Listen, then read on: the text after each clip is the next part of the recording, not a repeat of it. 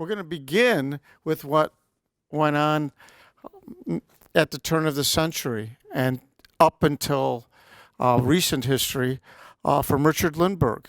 He's, as I am, as Dr. Lombardo is, lifelong Chicagoan. He's an author, a journalist, a memoirist, and a fine researcher. He's published 17 books that have focused on a breadth of topics, including city history, politics, criminal justice, sports, and ethnicity. His oeuvre contains such titles as The Whiskey Breakfast. I think my grandfather used to have that. The Gambler King of Clark Street, Chicago Yesterday and Today, To Serve and Collect, which is one of my favorites. Chicago by Gaslight, and there are many others. Richard was a recipient of the Frederick Milton Thrasher Award from the National Street Gang Crime Research Center. He's a former president of the Illinois Academy of Criminology, and he received our Morris Wexler Award in 2008. His books are compelling narratives, bringing to life people, places, and relics of the past with stellar writing skills and unstinting historicity. As his book jacket reads, I'll paraphrase. Should I read yours too, John? No. Gangland Chicago is an expansive chronicle of criminal violence that traces the roots of today's gang violence back to the late 19th century through the beginnings of the 1900s when gang violence reached its peak in the city. I'm really happy that Richard is going to be here tonight to present his book. Well, thank you for that very kind introduction. I am not a law enforcement professional. I am a historian with a special interest and focus on Chicago as a developing city in the years after the Civil War. I should also mention that the book that I wrote on the history of the Chicago Police Department was published in 1990, and it was an extension of my graduate thesis, which was called The Impact of Politics, Gambling, and Vice on the Chicago Police Department from 1855 to 1960. Now, the title, with apologies to the Chicago police officers in here, was actually thought of by a Chicago police officer. To Serve and Collect was, of course, it didn't mean to be disrespectful in any way, but the publisher liked it, and we couldn't use a thesis title, so we used that. My explorations of law enforcement history have taken me through 150 years of criminality and lawlessness in the Windy City. I should say, I guess I should preface my remarks by saying that gangs are not a recent phenomenon. I suspect that there were gangs in ancient Egypt, perhaps even before. It's a tribal kind of thing. It's a source of identity among disparate groups of people, usually in a lower socioeconomic class that have experienced various forms of discrimination and exclusion. I should pay tribute to Frederick Milton Thrasher, who at the Distinguished University of Chicago Sociology School in the late 1920s, along with John Landesco and others, really kind of pioneered the study of urban crime, at least in Chicago. Thrasher identified 1,013 gangs that were active in the city in 1929 when his scholarly study was published. He looked at kid gangs, just often also play groups, just boys that would gather in the streets and play stickball or whatever, and escalating all the way up to organized crime gangs. In my research for Gangland Chicago, this book was just published in October, I started at the time of the Civil War because it was really around the time of the Civil War that the early gangs begin to form. I've identified three basic categories of urban street gangs. the disorganized variety, just young men and more recently young women that gather in the streets, commit various acts of mischief, mayhem, and do petty kinds of crime. Then there were the all-powerful political gangs. And we've had political gangs really since the 1870s. The most important of the many political gangs serving elected officials in the city of Chicago was the Market Street Gang, located north of the river in the area known commonly as Little Hell, and later we know it as Cabrini Green. That neighborhood is really interesting because from the 1870s all the way up into the new millennium, it was a crime-ridden, gang-ridden neighborhood. Succeeding waves of immigrants come in, they linger for a while, and then they move on. The Market Street Gang was a political gang. They were doing favors and election work for a very noted politician of the 21st Ward, State Senator Jon OMalley, a name that may not be familiar to you, but he was one of the key political operatives in the Democratic Party at the turn of the century for about a 25-year period up to 1900. Chicago, until after the time of Anton Cermak, did not have a monolithic political machine. It's kind of a fallacy to think that we've had a democratic machine forever, because we haven't. What we had in 19th century Chicago was a collection of mini machines, as I call them, ward by ward political organizations with self-serving interests, governed by an alderman, a powerful committeeman, and various operatives, often operating out of a saloon. Lincoln Steffens in 1900 made the observation that if he were to stand in the city council one day during sessions and yelled out, "Hey, your saloon's on fire," the entire city council would empty out. It's no exaggeration.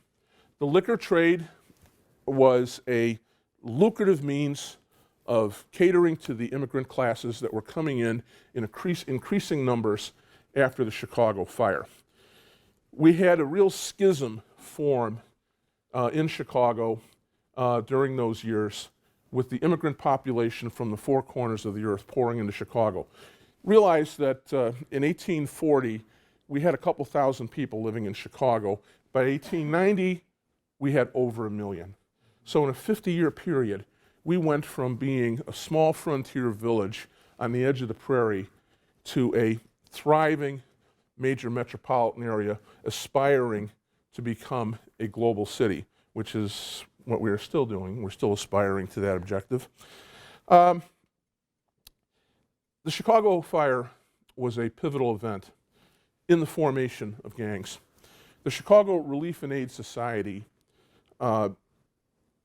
practiced a kind of de facto segregation by immigrant class that had profound effect upon future generations, not only the ethnic tribes, but by races.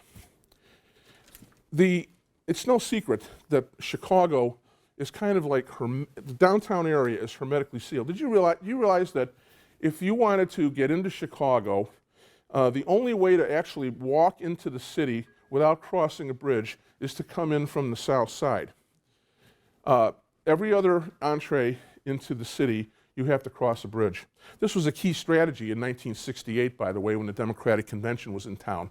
Simply seal off the bridges to prevent the protesters from coming downtown. The protection of downtown Chicago was uppermost in the minds of the reform element. And the reform element, well-intentioned mostly, but misguided.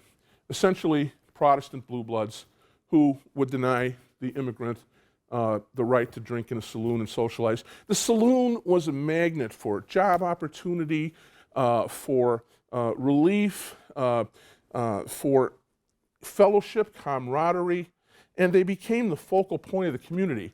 And Chicago's history through the 19th century up through Prohibition, it's a story, a continuous story of the tug and pull between the forces of temperance and liquor.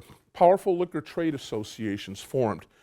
The Democratic Party rose to power in the 1870s and the 1880s. We were still electing Republican mayors all the way up until 1927, the last time that a Republican was actually elected mayor of Chicago.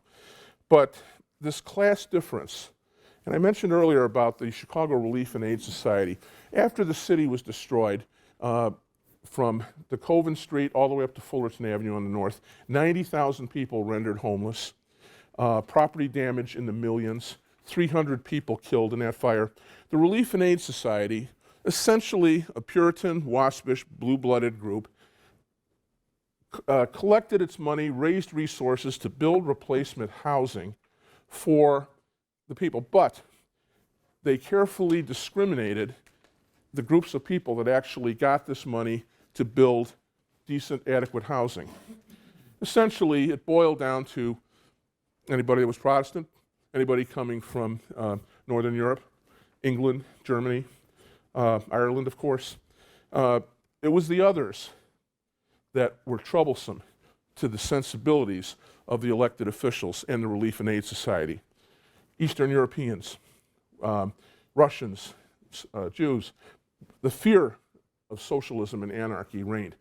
The fear that alcohol would transform people into killers led to a policy of housing segregation that I think has left an imprint on Chicago to this day, and thus fueled the rise of street gangs in the city. It was no secret that the Maxwell Street District, it was called the Terror District by Chicago police in 1880, because this is where all the thieves and criminals lived. Squalid housing, sometimes 2 houses to a lot, outdoor privies, narrow, winding pathways, and the sidewalks were elevated.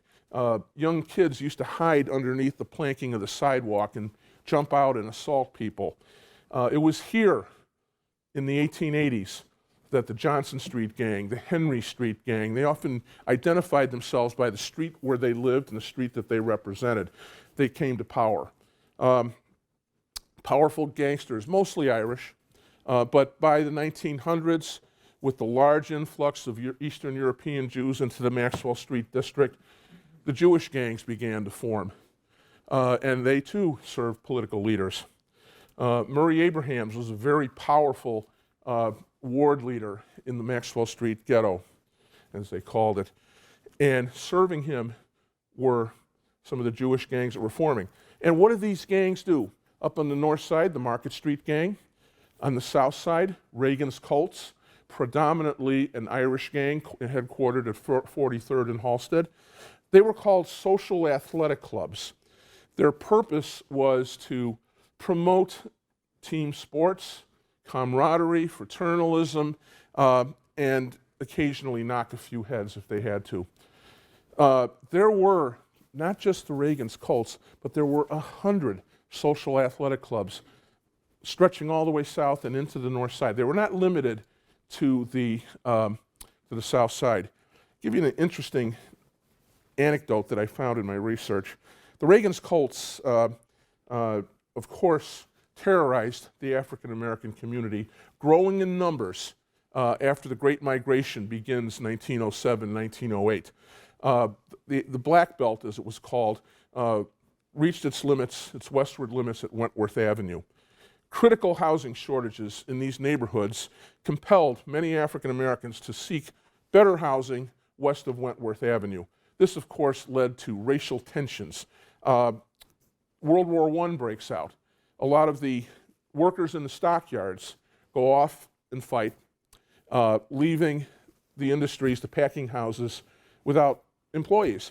So, of course, what they do is they hire African Americans. The white soldiers come back and see that their jobs have been taken, and this fuels this rising tension between the races, exacerbated by the social athletic clubs who are fighting desperately to hold the color line at Wentworth Avenue. There were raids into the South Side Black Belt, violence culminating, of course, in the worst race riot in Chicago history on July 29th, 1919. Conditions were much the same on the north side. The Market Street gang faded by 1900, but some of its alumni graduate to organized crime. The mob wars of the 1920s were an offshoot of criminal entrepreneurship by what I call the disorganized kid gangs. It's always been said that Dion O'Banion, the boss of the North Side bootlegging mob, was one of the Market Street gang, but that is actually not true.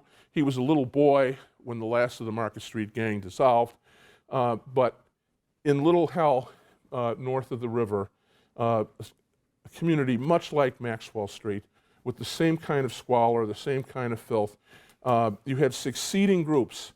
O'Banion represented the Irish. The Irish displaced the Swedes, who were the first group in. They too were segregated after the Chicago fire. What I call barracks housing was established north of the river, north and west of the river. Smoky Hollow was a neighborhood on the north side because that's where the gas works were. And the Market Street gang, in the shadow, the darkness of these dark corners, served their purpose. They were con men, they were thugs of the worst kind, but they also served a purpose at election time. If you didn't vote right in those days, you quite often would get dunked into the horse trough outside the polling place. The polling place was often the local saloon, and there was no real honesty to these elections. You were given a paper ballot and a pencil, you checked off your candidate, you handed the ballot to the election judge, he sent it into the back room behind the curtain, it was examined, the eraser was always helpful to vote correctly. This is, I kid you not, this is true. And so it went year after year. The fiefdoms, the political wards gained strength, really relying on the social athletic clubs on the south side, the gangs on the north side and the west side.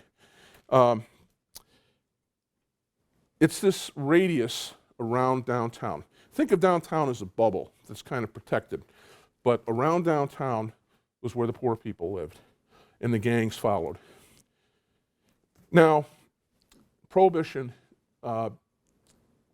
changed the whole dynamic of this because it really turned a lot of disorganized kid gangs into professional criminals. It was like anything else. Just the drug trade fuels entrepreneurship, as did alcohol in the 1920s. Volstead was well-intentioned. We can laugh at the passage of the Volstead Act outlawing alcohol now, but in the 1870s, death by alcoholism was an acute problem. Saloon widows, women who had 5, 6 children, losing their husbands to the saloons because it was the only place to socialize. You went to the saloon, it was a sense of tribal identity, connection, to be among hail fellows well met, and occasionally to defend your honor in gang fights, which were common occurrences and often led to violence.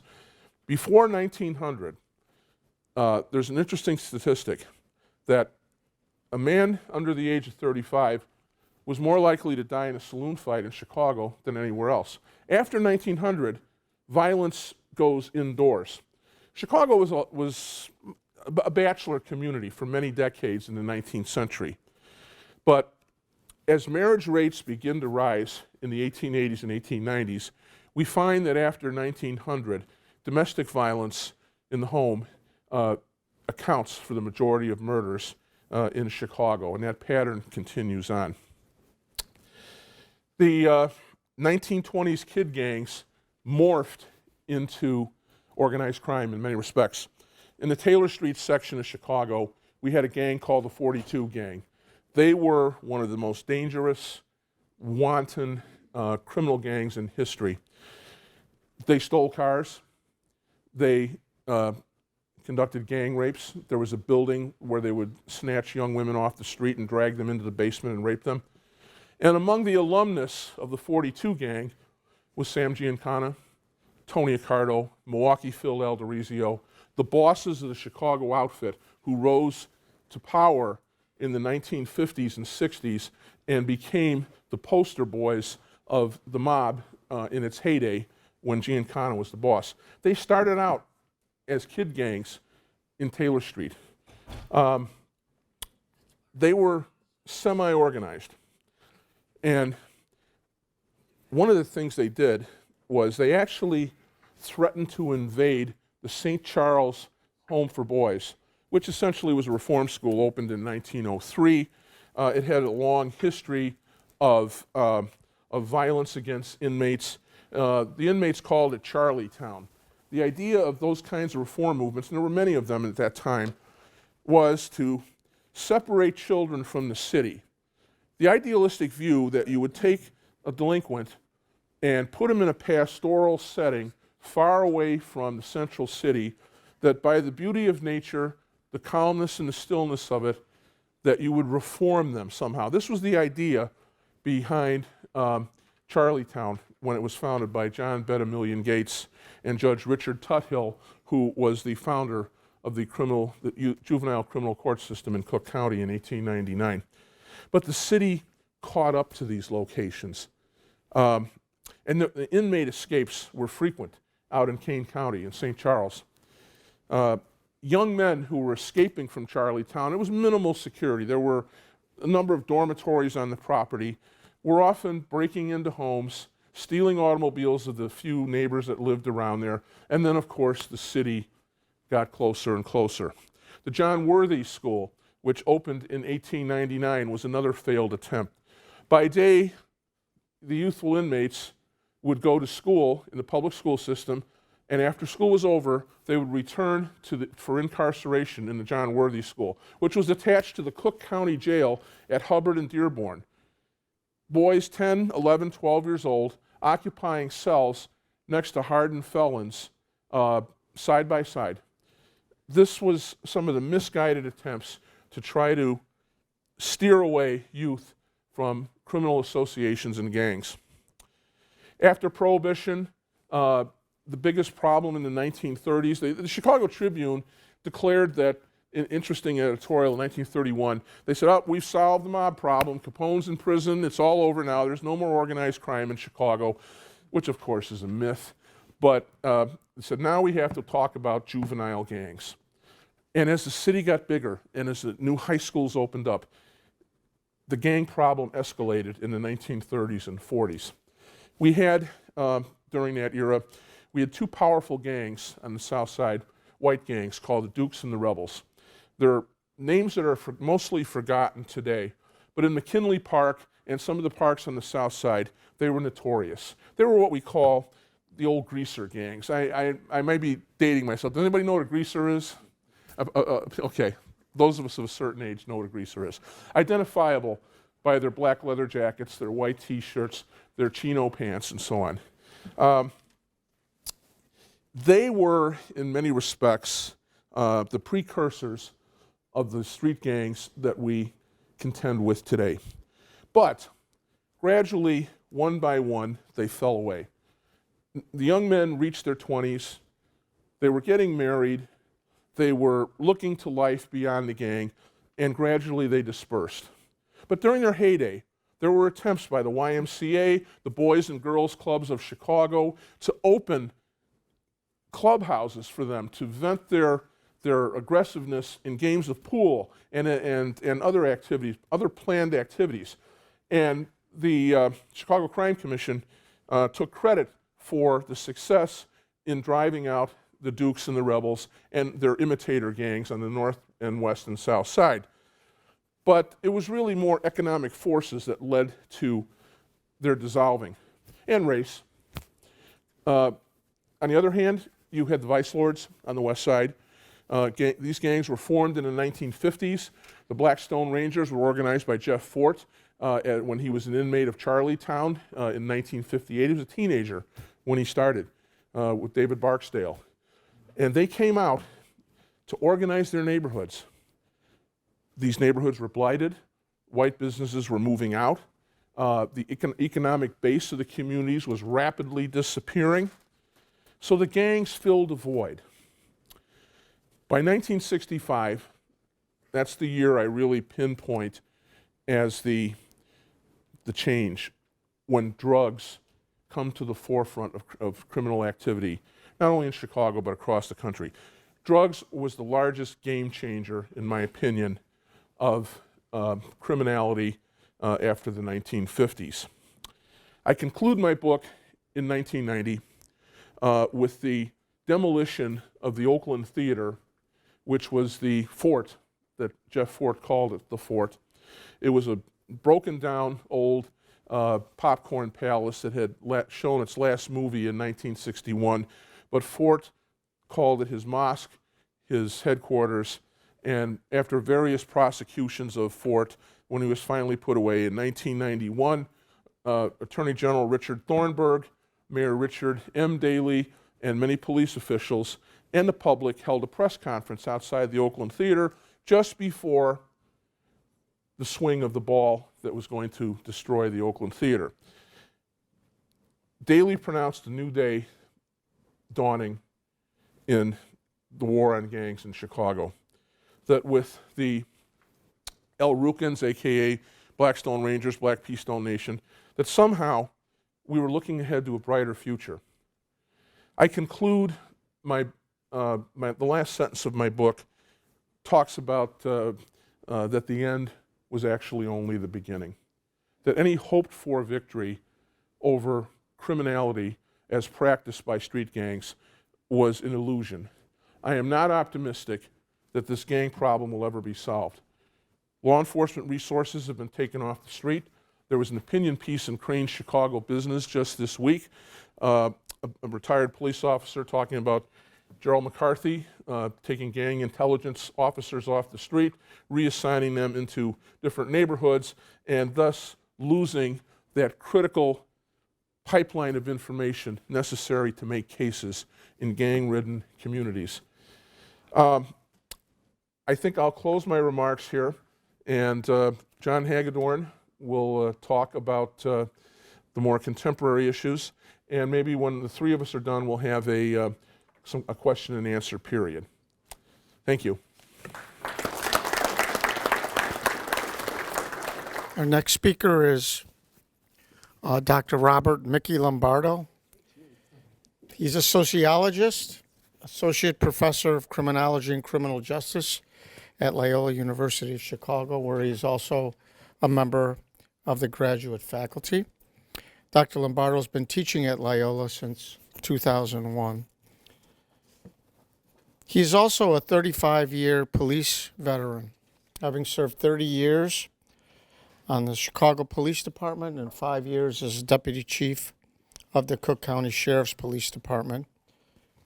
He worked in a wide variety of areas of policing, including patrol, investigations, narcotics, administration, and organized crime. In 2000, Dr. Lombardo was appointed by then Governor George Ryan to serve on the Illinois Wireless Enhanced 9/11 Board, and he was a member of the Cook County Emergency Telephone System Board from 1997 to 2001. In his academic career, he served as guest editor for many journals, including the Journal of Contemporary Criminal Justice, and he's a peer reviewer for Trends in Organized Crime. He's going to be talking about organized crime in Chicago, of which he is a leading expert in the country. He also wrote a critically acclaimed book, probably the only academic treatise on the Black Hand, which was published by the University of Illinois Press. Please join me in welcoming Dr. Lombardo. Okay. My book, Organized Crime in Chicago, Beyond the Mafia, is an attempt to explain organized crime from a theoretical, sociological perspective. In spite of the many, probably hundreds of books written about organized crime in Chicago, there's only been 2 books in history that have ever addressed it from an academic or theoretical perspective. John Landesco's book from 1929 and my own book from 2012. Theoretically, the thesis of my book is simply this. While we can explain organized crime through the types of things that Richard Lindbergh talked about, and by the way, he's a great sociologist, The social disorganization, as we would call it in theory, or this social structure of community areas in Chicago, gave rise to organized crime. But my whole thesis is it was the development of racket subcultures later. It was the second generation of people that were born right here in the city of Chicago that allowed for its continuation. I need to back up a little bit in order to maybe clarify that. It's commonly believed that organized crime in the form of the Italian organized crime came from Italy, the south of Italy, and Sicily, with Italian and Sicilian immigrants at the turn of the last century. My book is a challenge to that thesis. My book argues that the historical record does not support that organized crime as we came to know it, the Capone Syndicate and the Chicago outfit, were the direct result of social structural conditions within the city of Chicago, and mainly corruption involved with machine politics. Obviously, Prohibition came along and gave them a little shot in the arm. But again, it's my contention that Mike McDonald and Mike McDonald's Democrats started organized crime in the city of Chicago when, as Rich explained, the local gangs and political organizations formed vice syndicates to protect their interests and organize voting blocks and political machines in order to elect their own candidates into the mayor's office of the city of Chicago. And once that pattern was established, it didn't take much for other groups to follow it. There's this theory of ethnic succession. And by the way, the idea that the Italians brought it here is academically known as the alien conspiracy theory. The competing ethnic succession theory is that it was started by earlier immigrant groups, whether it was here or New York or other cities, and in particularly the Irish. In New York, the Irish were replaced by Jewish immigrants, particularly led by Arnold Rothstein. We didn't have that period here in Chicago. And then finally, the Italians took over from the Irish as they moved up the ladder of social mobility within American society. We know there was a great war between the Italians and the Irish gangs here in Chicago for control of Prohibition. And the Capone Syndicate, along with its Irish allies, in fact, and as a matter of fact, the Polish bootlegging gang, they won and defeated the competing gangs, essentially Dean O'Banion and his allies, including Italians from the north side of Chicago. Once this organization came into play, served Chicago citizens in Prohibition. At the end of Prohibition, Al Capone had a racially organized criminal organization with hundreds of criminals working for it, and they had to find something to do. So they reverted back to their own mainstream vice activities, prostitution, gambling, and eventually narcotics. By 1950, the name of the organized crime changed from the syndicate to the outfit. Some say that was because of Paul the Waiter Rica. Rica began not only to call it the outfit, but also he began to restrict membership in 1950 to Italians only. At the end of the Capone Syndicate reign, at the height of their power, so to speak, they looked for recruits throughout the Italian communities within the city of Chicago. And that's how what came to be known as the 5 street crews developed. Just like New York had 5 organized crime families, we in Chicago had 5 street crews. But we had one head of the whole mob here, as opposed to New York, where there were 5 separate families and 5 separate heads. Here in Chicago, they all reported to one person. And for most of his life, that one person was Tony Accardo. He probably reigned supreme, whether as the operating director or the man behind the scenes, for 40 or 50 years here within the city of Chicago. So this is where my thesis comes into play. The recruitment of these 5 neighborhoods, these 5 street crews, became the components of the outfit, and it was from these neighborhoods, places where the 42 gang, for example, existed on Taylor Street, where the Gloriana gang existed in Little Sicily on the near north side. And it's from these delinquent subcultures that the mob recruited their second generation of gangsters that came to be known as the Chicago outfit. And what allowed them to continue in criminal activity was their political power, their integration with the political machine. We hear a lot about Mayor Thompson during Prohibition, the Republican mayor, as being a crook, and we hear very little about the 16-year reign of Ed Kelly in the 40s. Kelly political organization. Kelly was the mayor of Chicago, was tightly integrated with the mob here in Chicago. As a matter of fact, it was Kelly's administration that gave organized crime the franchise to control all vice activity here in the city. So this was a big shot in the arm and made them a powerful group. It allowed the outfit, through their control of these various neighborhoods, tremendous amount of political power because they were able to deliver the vote through groups called the West Side Bloc. There are half a dozen wards in the city of Chicago, as well as the encompassing legislative districts, and one congressional district in Washington, which was totally controlled by organized crime here in Chicago. The ability to deliver those large numbers of votes to support Kelly's political machine granted them this staying power. The other thing that allowed the outfit to continue was really the lack of social control. There wasn't no FBI as we came to know it. Federal law enforcement was weak. Even when J. Edgar Hoover finally decided to do something about organized crime, because he always argued that it didn't exist, his people were in fact limited by the resources that they had. It wasn't until 1970 that the racketeering laws were passed, RICO laws, use of immunity laws, wiretapping laws. Even though those laws were passed in the 70s, the first RICO prosecution in the city of Chicago wasn't until the 1990s. It took 10 years for the first RICO prosecution to occur. I believe it was in Philadelphia, and that was in the 80s. So it took a long time for the federal government to catch up, essentially, with itself. I like to think that it was a direct result of President Reagan's Commission on Organized Crime. The orders were given to the Justice Department, end this social problem in American society, and things began to change. We got a new U.S. attorney here in Chicago, Peter Fitzgerald, and like I said, things began to change. The FBI stood up to the bat.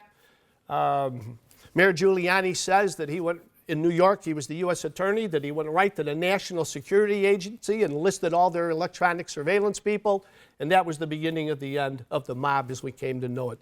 The federal government destroyed him in New York, and the federal government destroyed him here with the help of the Chicago Police and the Illinois State Police, of course.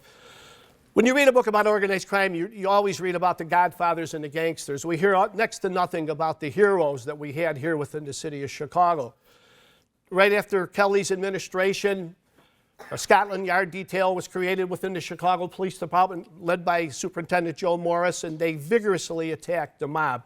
First thing Richard J. Daley did when he became mayor of Chicago, disbanded the Scotland Yard unit. O.W. Wilson came to Chicago. He resurrected, called it the Intelligence Division, resurrected Joe Morris and his associate, his first assistant. Bill Duffy became the commander of the Intelligence Division, and once again, they were really hitting the mob quite hard. The day O.W. Wilson left, that effort ended. When Joe DiLeonardi became the superintendent of police, they resurrected the organized crime effort again here in the city of Chicago, and he didn't last but 6 months as the superintendent of police for doing that. Which kind of brings us up to modern times. 1990s come along, family secrets trial, beginning of the end. Today, the mob is just a mere shadow of what it was, even if it does exist at all. And this is where I'll turn it over to Jon Hagedorn, because he's going to tell us about how it still exists to some extent today. Thank you. Dr. Jon Hagedorn, the professor of criminology, law, and justice at the University of Illinois, Chicago. He is one of the leading global experts on gangs, their formation and evolution, as well as their sociological, political, cultural, and intergenerational roots. Among his many accolades, he was a recipient of the Robert Ezra Park Award for Sociological Practice from the Association for Applied and Clinical Sociology, and the Scott Greer Award for Distinguished Contributions to Urban Research from the University of Wisconsin-Milwaukee. He was also a Hans Maddock Award winner for Distinguished Contributions to Criminology, which he received from the Illinois Academy of Criminology.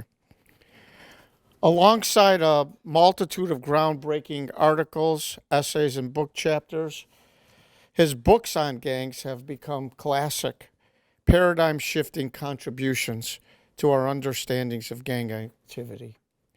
These include People and Folks, Female Gangs in America, Gangs in the Global World, and A World of Gangs. He is here today to discuss his most recent book, The Insane City Way. Please join me in welcoming Professor Hagedorn. But it's the insane Chicago way. You know, I know you want to get us off from talking about corruption and Chicago and all that, but we're talking about Chicago today. I know there's a lot of law enforcement in the room, and you know, some of the things I have to say are not going to be popular.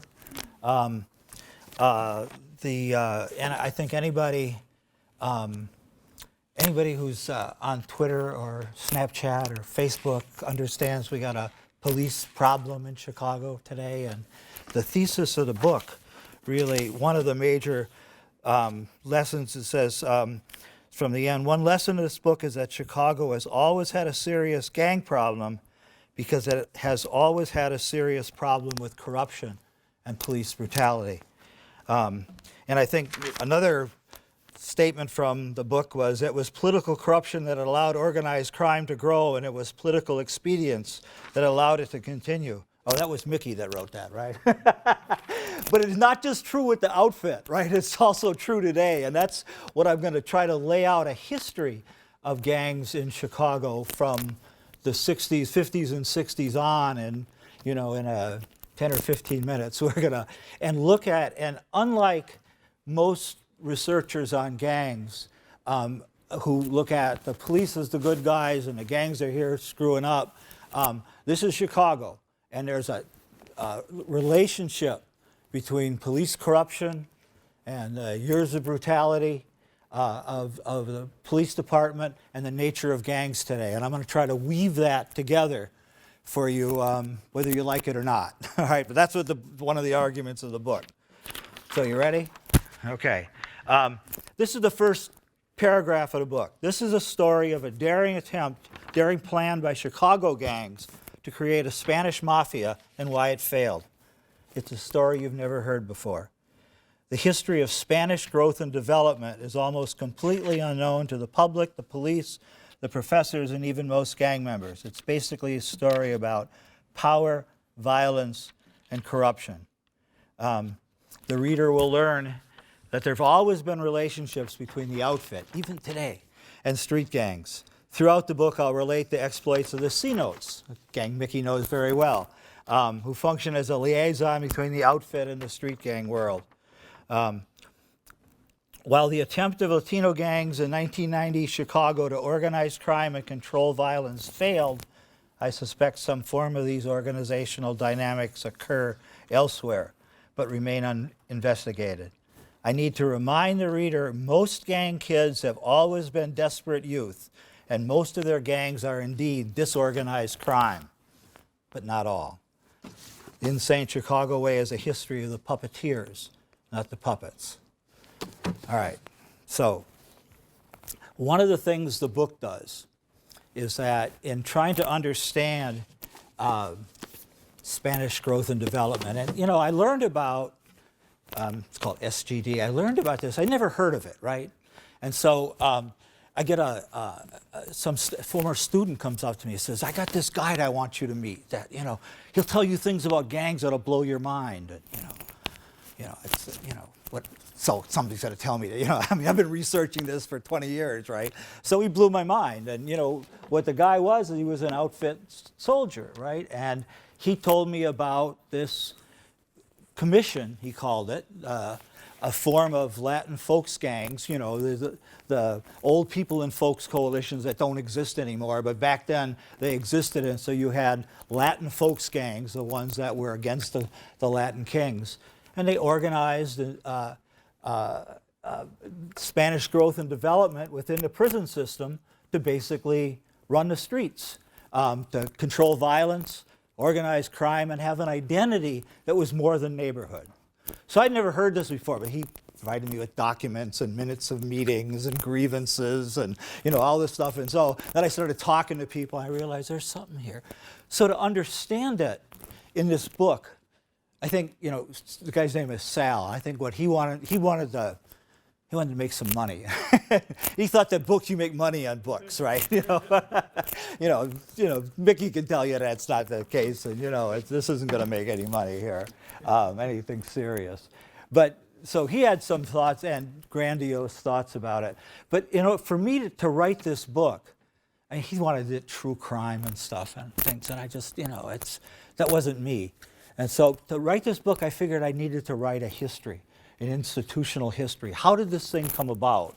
Because it also fell apart in the 90s, where Rich ends book was the beginning of the bloodiest period in Chicago's history, with organized gang wars that had massive repercussions on the nature of gangs today. So what I did is I looked at sort of the origins of these of Spanish growth and development, people and folks, whatever. And I looked back in the 50s when you had all these crews forming little gangs, whatever. But what was going on in the 50s and 60s is that there were large numbers of black people moving into neighborhoods. And on the west side, Puerto Ricans were coming in, moving in. And the white kids there, the white gangs, they were resisting the whole thing, right? And so there was violence all over the place. But because this was racial violence and not just gang violence, what happens is the black kids would go to a swimming pool. It's like, as long as they're black, you're going to have all the white kids are going to be fighting it, right? So the white gangs formed. The white gangs formed multiple. I move around a lot here. Formed multiple chapters, formed alliances. The Latino gangs did the same, and the black gangs really began to develop these huge, what they call them, super gangs, 40, 50 chapters all over the place. And racial conflict pushed the gang scene in Chicago to be more than neighborhoods. And gangs in Chicago have always been more than neighborhood. But it was race that exploded things in the 50s and 60s as the ethnic transition, as the racial succession was taking place. So, two other things happened, though, in those early days. And the 60s also were a time of the civil rights movement, where the black gangs were pulled into, their gangs, they're fighting, they're fighting for their turf, they're fighting one another, they're hustling for some money.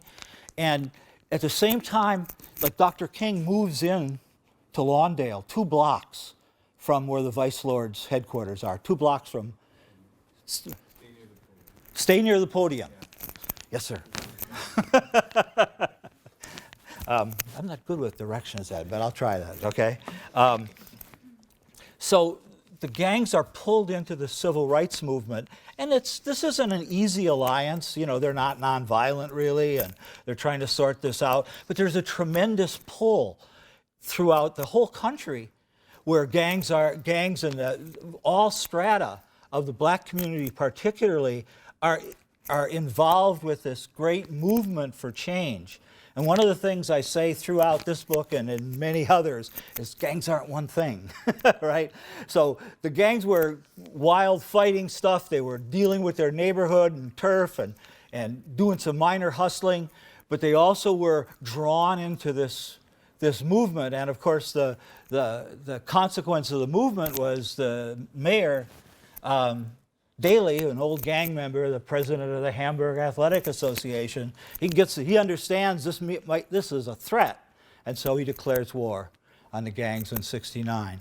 But what the Insane Chicago Way complicates that story, which I've told many times, is that not only were the gangs involved, pulled into movements for change, trying to, the Vicelords go conservative. They're called the conservative Vicelords because they build businesses and they're doing all sorts of crazy stuff and cleaning up the community.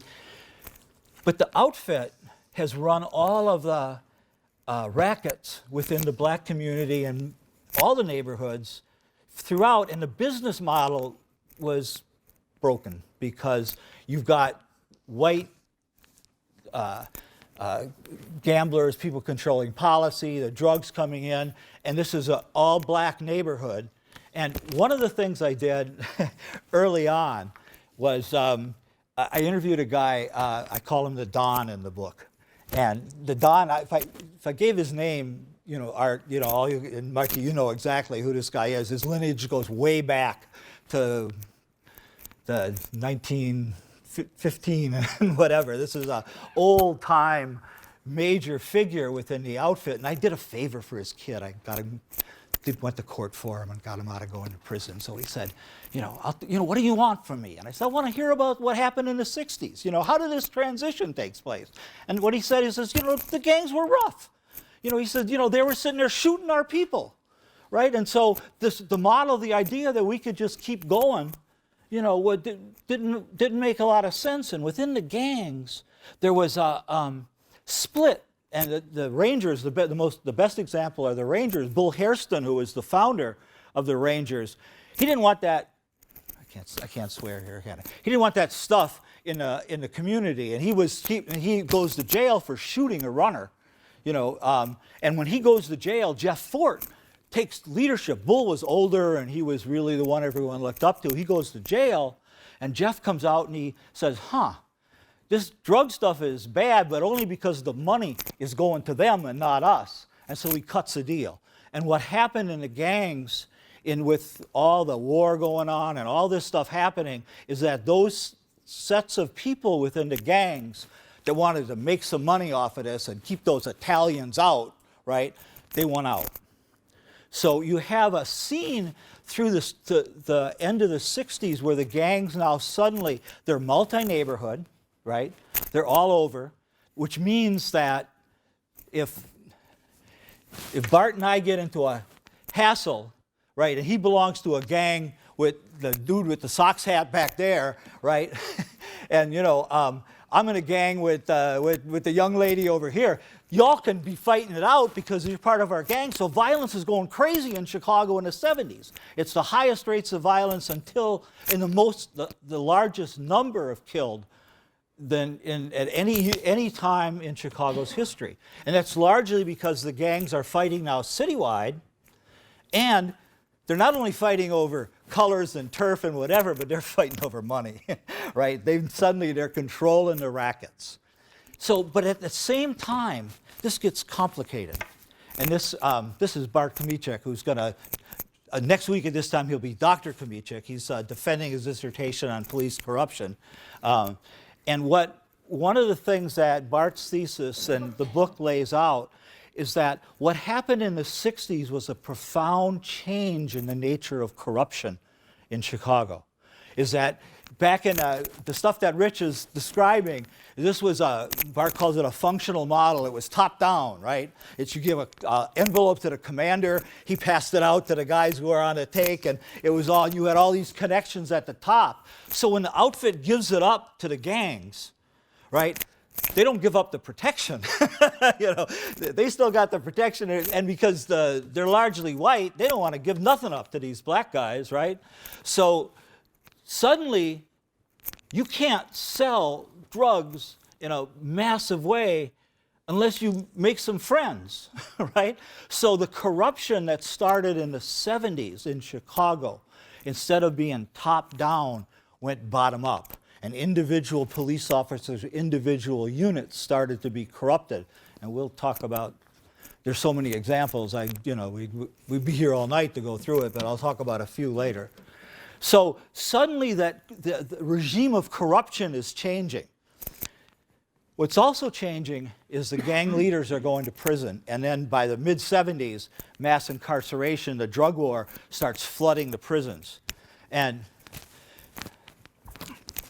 you and I we killed one another's friends, right? Suddenly we're in a cell together. Big problems, right? And then you think about this is happening, in hundreds and thousands of instances. You got all this violence bringing us together in prison. Here's where Larry Hoover comes in. Larry Hoover says, no, we need to figure something out.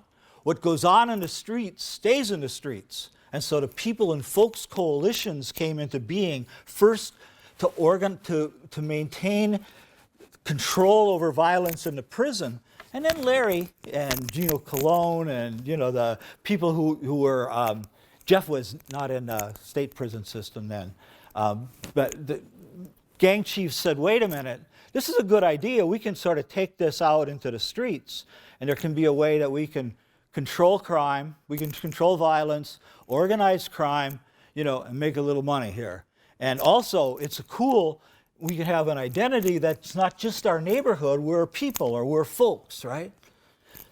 So this is largely a black-run coalition, and the story gets complicated in the 80s. Harold Washington wins. There's all sorts of upset in the political order. While Washington is mayor, he's not reining in the police department. This is the years of Jon Burge, did most of his torture. Everybody knows about Jon Burge now, right? It's many years people didn't even hear this name. He tortured, there's a documented list of 134 black gang members, and torture means torture, and I don't want to disturb you, but the violence, the war on gangs, violence was very real. It was the biggest gang in the city versus the other gangs, in particular the black gangs, and hostility rose.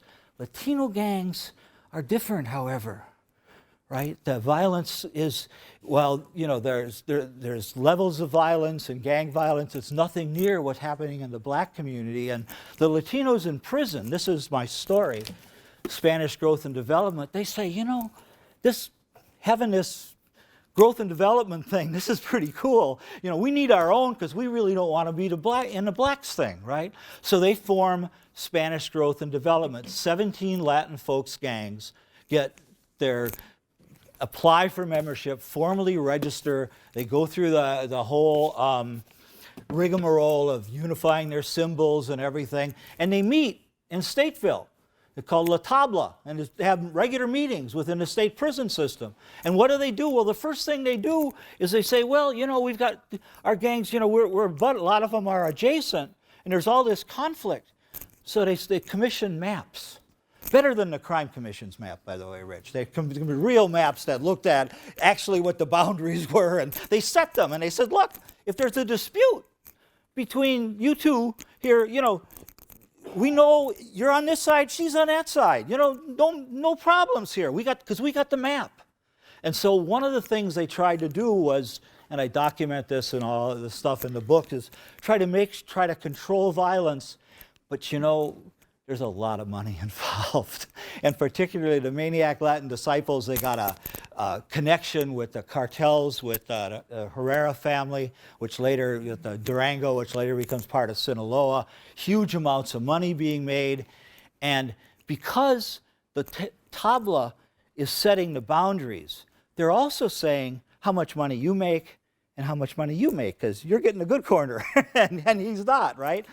So instead of SGD being a body that controls violence and rationally moves ahead, as Sal, my outfit guy, said, what are they fighting over corners? There's too much money, to be fighting over corners. But that's what they were doing. And the families, instead of uniting under one Latin folks root, they split into families, the insane, maniac, and almighty families, and the families went to war in the 90s.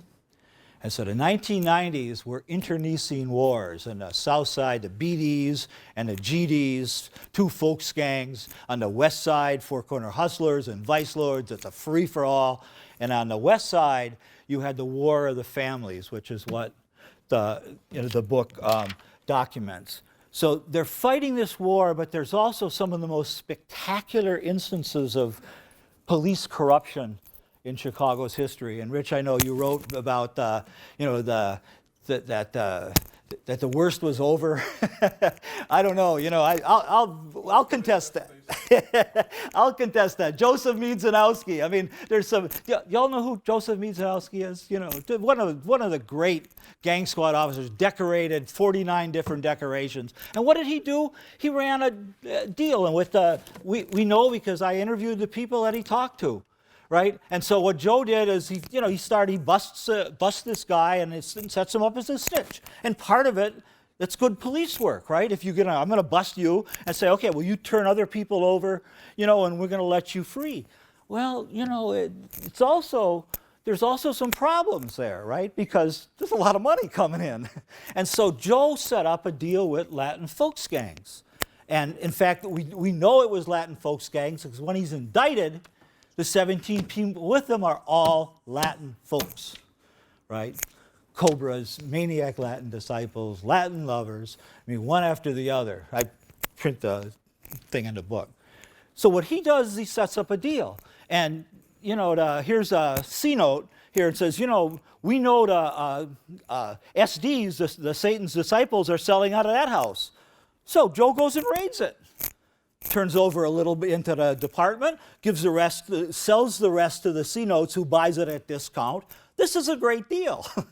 And this, I tell a story of this hit that suddenly it's all becoming unraveled because this imperial gangster and Latin lover get caught. They do this hit. So he sends them to Miami. And then he gets really big ideas. This is not a little deal, right? What he did is he set up a pipeline, a drug pipeline that exists to this day with the imperial gangsters, that they brought in drugs from Miami to Chicago. He brought them down to the streets and was one of the largest volume sellers. He gets indicted by the feds as a drug kingpin, right? There's other stories, but the point of the book is that when the Latin folks are attempting to build and to hold on, it's not enough that they're selling drugs and they're fighting with their enemies. They got to have allies in the police department. And so the structure of SGD is not just one of gangs, organized crime, deal with violence, whatever. It's also a story of corruption. So to bring it to today, the 90s, and I go through this, the SGD ends at this peace conference, right, where they're all trying to get it together, and maniac Latin disciples are broken into two factions, and the peace conference breaks down, and Carlito, the head of the peace faction, walks outside, and the other Latin disciples gun him down just outside of the Y on Lawndale on the north side, and when the whole thing collapses at that point. But that's sort of the point of the 90s. And it's complex, and I don't want to take the time to get into all the reasons. But the Latino gangs really were battered in the 90s with all these wars and so many people going to jail and the removal of leadership, you know, the Cobra and Latin disciple leadership into solitary and into TAMs and all that. The black gangs, and this is why I always wear my Black Lives Matter button here. The black gangs were shattered, not just battered. And so what happens by the end of the 90s, and the violence is falling, and nobody has yet to claim that any kind of police department policy caused this huge fall from 33 per 100,000 to 15 over between 92 and 2004. And since then, until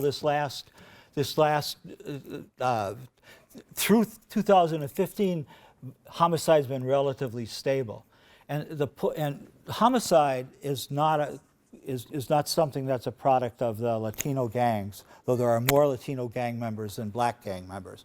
3/4 of homicide victims and offenders are African American.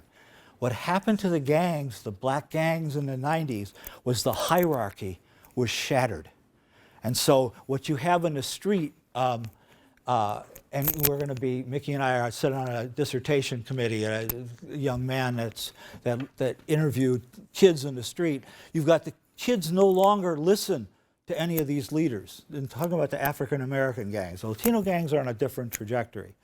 But the black gangs, the structures have been shattered, and so the violence, unlike the 90s, where the violence was called, but Larry Hoover and the people in the cells, they're at war. It's an organized war that's going on everywhere for power and status and whatever glory that Larry Hoover wants. I keep reading this thing that, well, if only Larry Hoover was back or Jeff Ford was back. Good God, I can't imagine anything worse.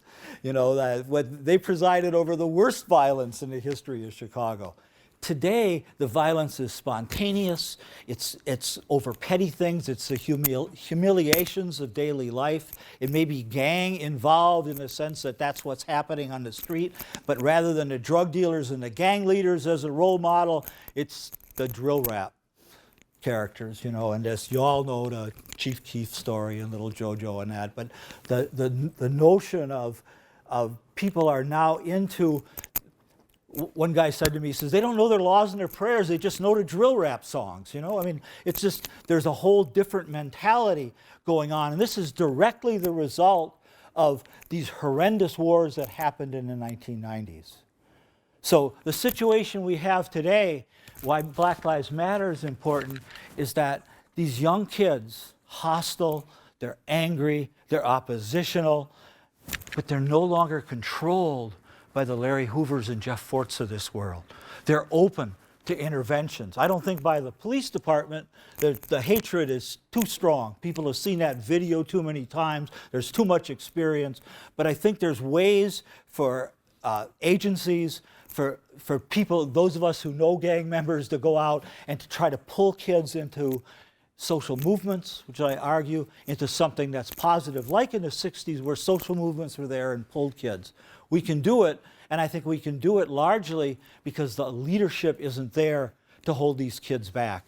I don't know how long that opportunity will last, but I think that's the opportunity, and that's one of the optimistic messages of the insane Chicago way. So why don't I stop right there?